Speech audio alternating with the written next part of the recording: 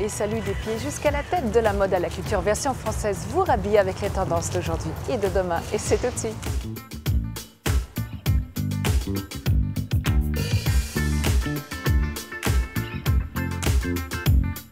Des feuilles d'or délicates viennent se poser sur les laies de papier qui viendront orner vos intérieurs. C'est le savoir-faire d'Ulgador. Un peu rock, un peu rétro, ce qui est certain, c'est que Marie Poniatowski a de l'or au bout des doigts et c'est notre invitée du jour. C'est au trot et même au galop que nous vous proposons aujourd'hui dans la capitale 3 adresses équestres. Celle qui a plus d'un tour dans son sac, c'est Claire, la créatrice de maroquinerie. Découverte de son univers dans la relève. Bon pour la tête, beau pour les yeux, le tout en version 100% française, c'est le point de vue.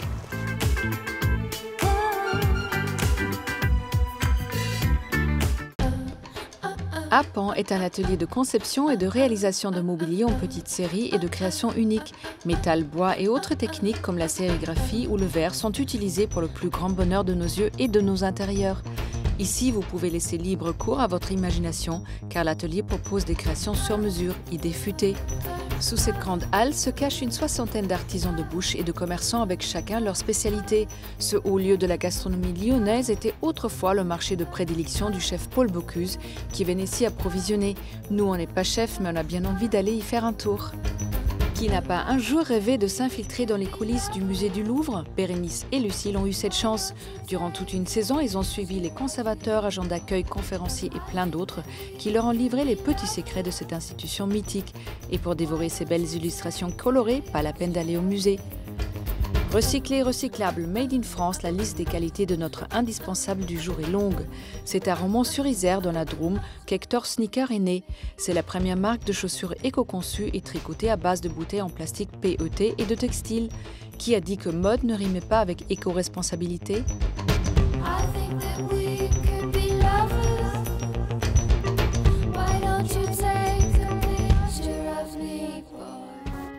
La dorure n'est pas forcément synonyme de bling-bling. Ulgador jongle avec une délicatesse aérienne pour ses créations murales.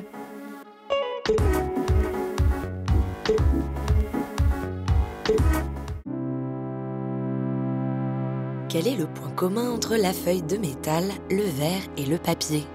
Eh bien, c'est cet homme. Gabor Ulveschki, fabricant de créations murales inscrit au patrimoine vivant. Dernièrement, les créations de l'atelier ont servi à orner les murs du Spa Chanel, mais aussi les vitrines de bijouterie de luxe comme Piaget ou Van Cleef.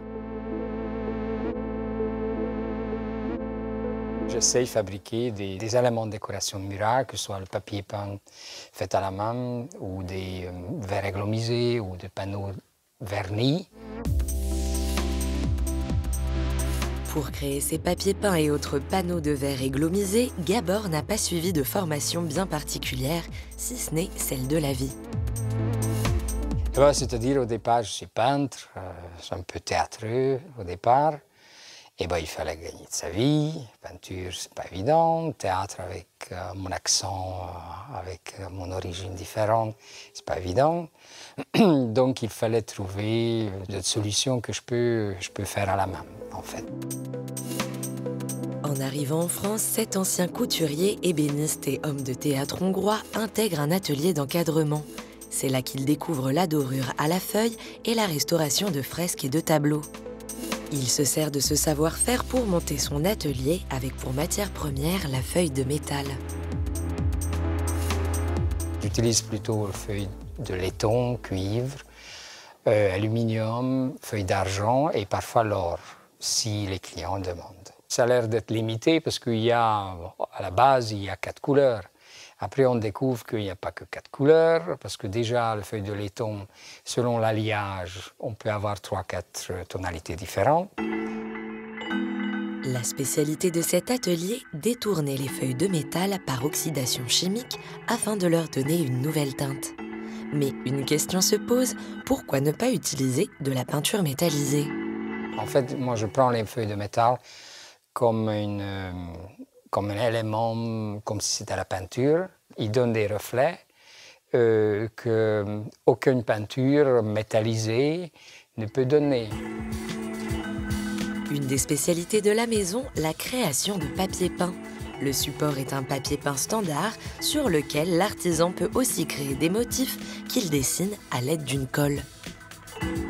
Et une fois le papier encollé, il suffit de poser des feuilles de la façon qu'on veut. Ou soit planes, ou marbrées, ou avec différentes façons, ou créer des motifs, c'est encore une autre histoire.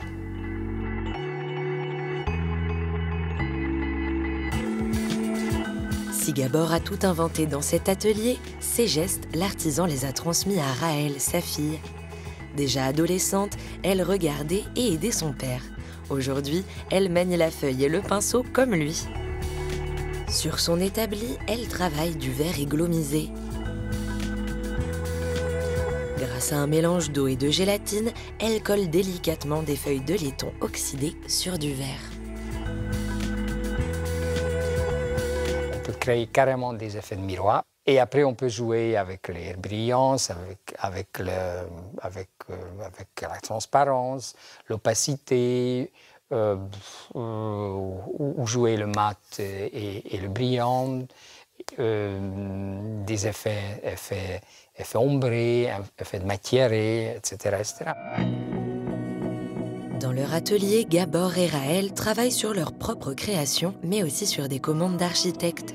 Si jusqu'alors ces inspirations étaient plutôt géométriques ou florales, aujourd'hui, cet artisan a de nouvelles envies. Moi, je suis assez amoureux de tissus et des tissages et des effets de textile. Et j'aimerais bien trouver quelque chose qui rappelle de tout ça. Une chose est sûre, papier peint ou verre, qu'importe la feuille de métal, pourvu qu'on ait la lumière.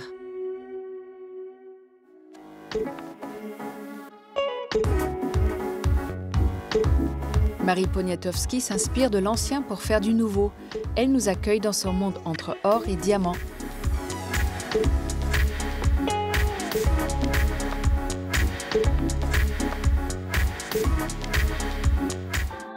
Quand Marie Poniatowski a quitté le monde du 7e art pour lancer Stone, sa marque de joaillerie en 2004, il était évident pour elle que ses bijoux seraient à l'image de son amour pour les bijoux anciens. En effet, ses inspirations, elle les puise dans l'histoire, et parfois même dans l'histoire de France, comme le traduisent ses bijoux appelés Marie-Antoinette ou Belle Époque. Et il était important pour elle que cet esprit vintage avec une petite pointe rock puisse accessoiriser des femmes de 7 à 77 ans. Je ne fais pas des bijoux pour un seul type de femme, parce que pour moi c'est réducteur.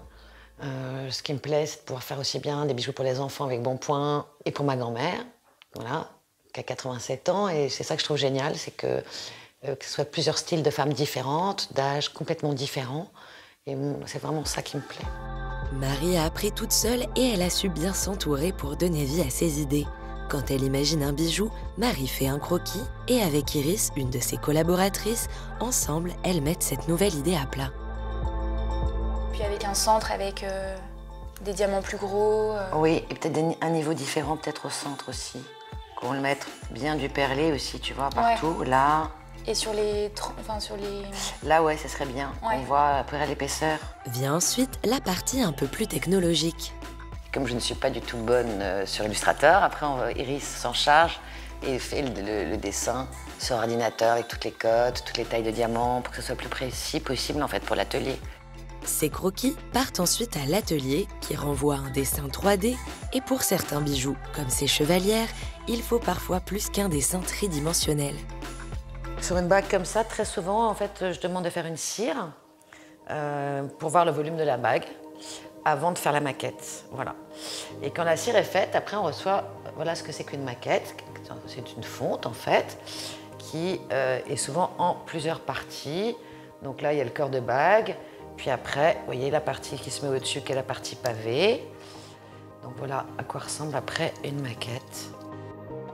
Marie ne s'est jamais vraiment détachée du cinéma et grâce à Stone, elle a pu garder ce lien. Avec Margot qui est à ses côtés depuis plus de 8 ans, elles prennent un malin plaisir à choisir des bijoux pour parer les cous, les oreilles ou les mains des actrices. Quelles actrices? Ça, c'est un secret. Et Et c'est vrai que c'est un bijou qui se prête vraiment à ça parce que c'est un bijou de tous les jours et qui a plein de styles différents, donc qui peut aller à plein de rôles différents. Et c'est toujours intéressant quand les costumières nous appellent et nous décrivent un peu le rôle, de réussir à trouver là où les pièces qui vont se marier le mieux, qui racontent une histoire. Raconter des histoires avec des pièces faciles à porter, c'est ce qui a plu à Liliane Joshua, la fondatrice du concept store Mountain Market, avec qui Marie collabore depuis ses débuts. Avec Marie, c'est vraiment une histoire, au départ, de coup de foudre sur une marque, et après, c'est un coup de foudre amical. Et surtout, ce qui m'a séduit, c'est qu'elle a toute une gamme de pièces très délicates et qu'on peut porter tous les jours.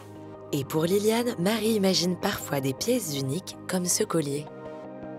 C'est en fait un mélange de 2-3 de ces modèles qu'on a mis ensemble voilà, pour avoir des choses un peu plus particulières. Si Marie accorde une importance particulière à ses équipes et à ses collaborateurs de longue date, sa famille aussi est très importante. Et c'est avec sa sœur Sarah Lavoine qu'elle a imaginé sa boutique rue des Saints-Pères. Un vrai travail à 4 mains. Quand on a décidé de faire la boutique, pour moi, c'était très important qu'un homme aussi s'y sente bien. Moi, je ne suis pas du tout quelqu'un de girly, donc il ne fallait pas que ça ressemble, que ce soit trop féminin. Et donc voilà, on a choisi plutôt des tons, du bois de loupe, des cuirs crème, des choses assez neutres. Paris réussit car beaucoup d'hommes franchissent les portes de sa boutique pour entrer dans son univers neutre mais délicat, sûrement le secret de l'intemporalité de ses bijoux.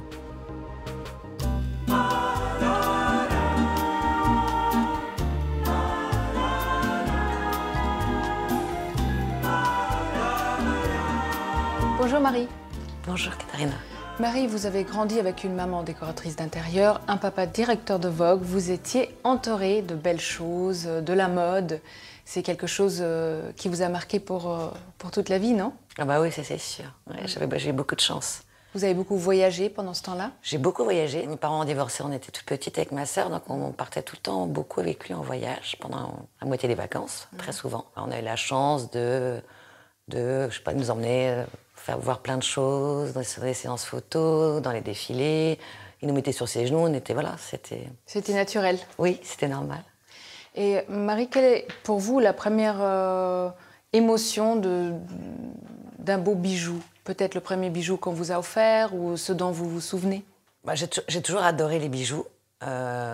J'ai jamais eu beaucoup de bijoux de famille, en fait, quand on était petite. Et donc, on a retrouvé une paire de boucles d'oreilles de ma grand-mère paternelle. Ouais, des dormeuses. Des petites dormeuses avec des tout petits diamants. Et on n'en a retrouvé qu'une, malheureusement. J'ai toujours gardé cette boucle d'oreille. C'est vrai que quand après j'ai fait Stone, j'ai fait ce modèle. Et c'est vraiment une boucle d'oreille que j'adorais. En fait, j'adore les bijoux anciens, énormément. Les bijoux, ça n'a pas été votre premier amour. Vous étiez premier assistant metteur en scène pendant pas mal de temps. Qu'est-ce que vous retenez de cette époque? Une grande rigueur, beaucoup d'organisation, beaucoup de rêves. Et, un esprit d'équipe aussi? Beaucoup, oui, l'esprit d'équipe. Je pense qu'on ne peut pas travailler seul. Enfin, moi, je serais incapable de travailler toute seule. Je pense qu'une marque, ça ne se fait pas tout seul. Que, voilà, c'est vraiment un travail de groupe, d'échange. Alors, vous êtes revenu de New York et vous avez décidé de créer votre marque de bijoux comme ça un jour pour changer de vie, pour être peut-être plus disponible aussi pour une vie de famille. Mais comment ça se fait que vous avez pris cette décision comme ça d'un coup? J'avais envie de créer une marque où les femmes peuvent se l'acheter toutes seules, vivre avec, aussi bien prendre le métro avec ses bijoux et le garder le soir pour un dîner. Et je trouvais que ça manquait. Moi, c'est vrai que j'adore le diamant, c'est ma pierre voilà, préférée, dont je me lasse jamais. Et travailler l'or, pour moi, c'était important de faire quelque chose de précieux et d'abordable. Enfin, d'abordable, ça reste quand même des produits assez chers, c'est normal, mais à cause des matières premières. Mais voilà, j'avais besoin de faire ça. Mais comment vous avez appris ensuite les bases du métier? En regardant autour de moi, en parlant avec les fabricants. Le diamant, c'est assez facile, parce que c'est des codes de couleur et de qualité. Donc après, une fois qu'on a décidé de la qualité qu'on va utiliser, c'est toujours la même. Et après, oui, toute seule, j'ai appris toute seule. Alors, la marque n'a pas décollé tout de suite, comme ça, d'un coup. Mais là où ça a vraiment décollé, c'était la croix, qui est inspirée, encore une fois, du cinéma, d'une série Game of Thrones. Qu'est-ce qu'elle symbolise, cette croix? Je pense que je ne sais pas si vous parlez de celle-là, pardon, de la Blood Diamond, parce que moi, c'est celle-là qui est iconique. Oui. Voilà. Oui. C'est pas vraiment une croix, c'est une croix poignard. Voilà, déjà, le nom, c'est pour dénoncer tout ce qui peut se passer encore dans le monde, malheureusement, dans certaines mines de diamants. Donc, c'était pour un peu provoquer. Je trouvais que ça allait bien avec le côté piquant. Et j'adore les contrastes. Donc, en fait, j'aime bien que les bijoux soient réalisés à l'ancienne, avec du perlé, à la main et tout ça. Et que la forme puisse un peu choquer ou être plus rock. En fait, voilà, j'aime bien le mélange des deux et j'essaie souvent de faire ça dans les bijoux. Vous faites parfois des collaborations, notamment avec Bonpoint. Est-ce que l'univers de Bonpoint, des enfants, quelque chose de très délicat, ça vous correspond bien? Oui, j'adore. D'abord, je trouve Bonpoint, moi j'adore cette marque. C'est vrai que quand j'ai monté Stone, j'ai eu ma petite fille. Donc ça m'a donné aussi envie de faire des bijoux pour elle. Pour enfants, bien sûr. Pour enfants. Pas du tout ostentatoire. Le pari, c'était on va mettre un petit diamant ou deux petits diamants, mais est-ce que ça va pas choquer? Il faut que ça soit tout petit, microscopique. Vous avez dit que vous êtes d'abord une vraie Parisienne. Vous êtes parisienne, vous êtes née ici, vous êtes parisienne dans l'âme. Et vous avez dit une fois que Paris vous aide parce que vous vous baladez au Louvre, aux Tuileries, vous imaginez des histoires. Ah, j'adore. Ça vous inspire toujours? Toujours autant.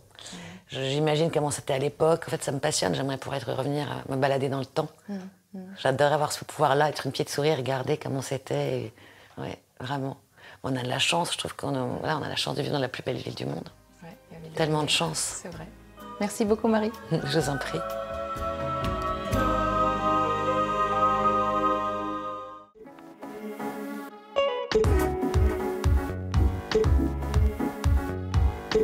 Chaussez vos bottes, scellez votre monture car aujourd'hui c'est un repérage équestre que nous vous proposons. Les bons plans, c'est notre dada.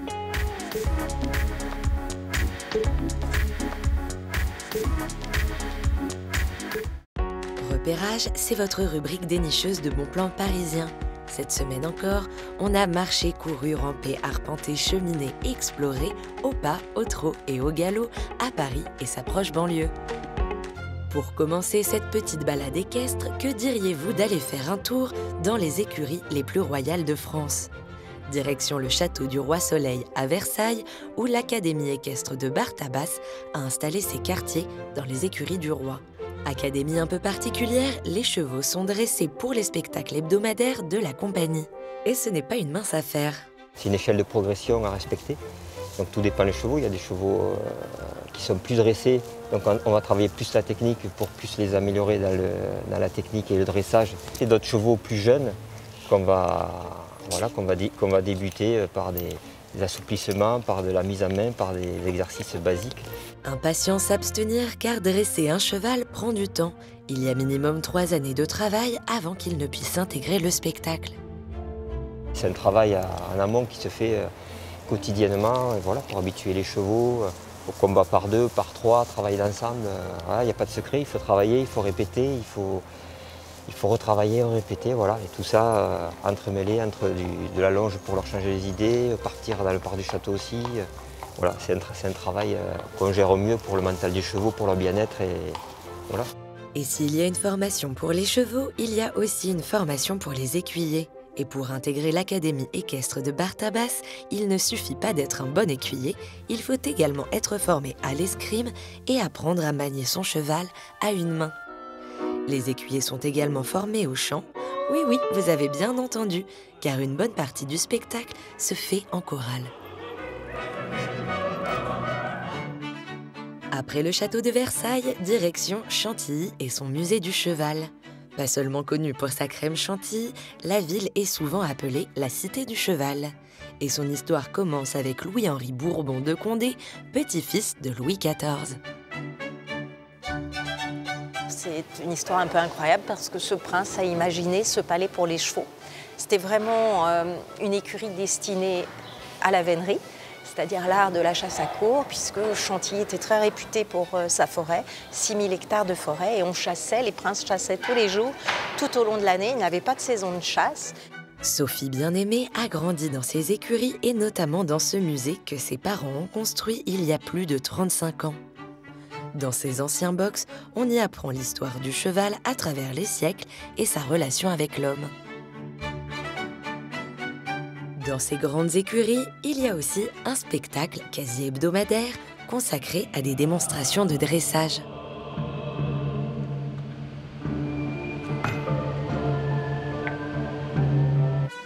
Si les chevaux n'ont plus aucun secret pour vous et que vous êtes un peu joueur, on vous emmène dans le temple du Paris équestre. Inauguré par Napoléon III en 1853, l'hippodrome de Longchamp a connu plusieurs visages. Et le dernier, c'est celui-ci, designé par l'architecte Dominique Perrault. Ces 57 hectares, situés entre la Seine et le bois de Boulogne, abritent plus de 30 journées de courses par an.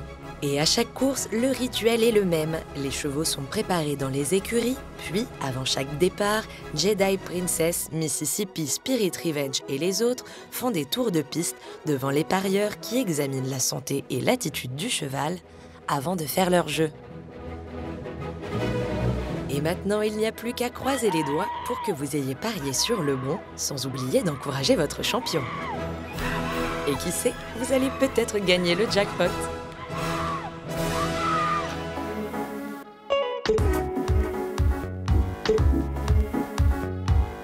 Fauvette, derrière ce drôle de nom d'oiseau se cache en réalité une maison de maroquinerie et plus que tout le savoir-faire de Claire.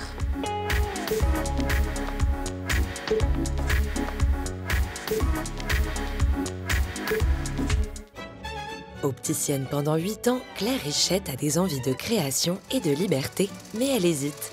Elle pense d'abord à créer sa marque de lunettes et c'est en fabriquant elle-même un étui en cuir qu'elle a eu un véritable coup de foudre pour la matière. Et elle décide alors de lancer Fauvette, sa marque de maroquinerie, en 2013. À partir de là, mon amour pour le cuir a démarré et j'ai fait que ça. J'ai oublié les lunettes, j'avais besoin en fait de faire quelque chose de mes mains. J'avais besoin de garder aussi ce côté créatif, commerce. Claire est autodidacte, reine des tutos sur Internet et des rencontres avec des personnes du métier. Elle apprend par elle-même et décide tout de même de passer son CAP maroquinerie pour rajouter des cordes à son arc. Quelque temps après avoir lancé sa marque avec la joaillière Louise Damas, elle ouvre la boutique Atelier Couronne, un melting pot de petits créateurs triés sur le volet. Mais pourquoi Claire a-t-elle choisi le cuir? Bien que ce soit une seule matière, on arrive à avoir des textures, des couleurs, c'est à l'infini en fait. Il y a une possibilité qui est vraiment infinie et ça me plaît de travailler ça. Ça me plaît parce que c'est aussi une matière vivante sur laquelle on n'a pas le droit à l'erreur. En fait, c'est une seule couture, on ne peut pas revenir en arrière. Donc, il y a une certaine pression quand on coud, quand on part, mais en fait, ça me plaît ce challenge-là. On vous avait bien dit que Claire avait eu un véritable coup de foudre pour la matière. Et à l'entendre parler de sa reconversion, on se dit qu'elle a vraiment trouvé chaussure à son pied. Ce que j'aime, c'est de tout faire du début jusqu'à la fin. C'est pour ça que aussi j'ai décidé de créer ma marque et pas forcément d'aller faire des études pour un poste de création, pour travailler pour une marque ou quoi. En fait, j'aime vraiment toutes les étapes, que ça soit dessiner, concevoir, aller choisir les matières. C'est une liberté qui est géniale. Vendre aussi. Claire est autodidacte et peu conventionnelle. Quand elle crée un sac ou une ceinture, elle imagine l'objet dans sa tête, puis elle essaye directement avec la matière et en 3D.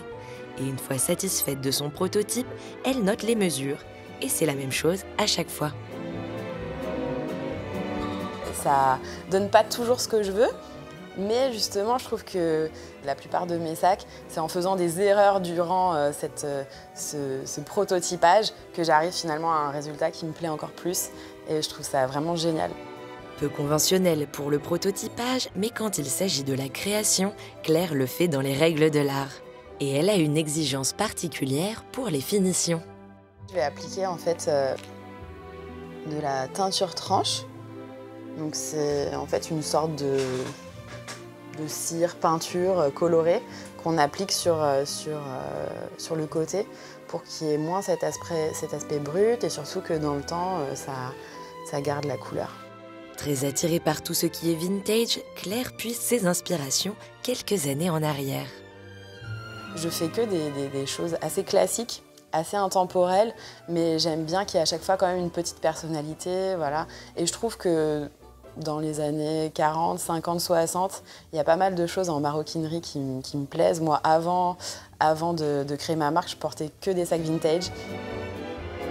Et ce n'est pas étonnant que ces deux types de sacs fétiches soient, Soit les sacs un peu rigides, un peu carrés, ou rectangles, enfin voilà, vraiment très, très droits, et les saxos. Cette reconversion made in Paris a de quoi donner des idées. Claire, qui a toujours un œil dans le passé, a de belles années de création devant elle.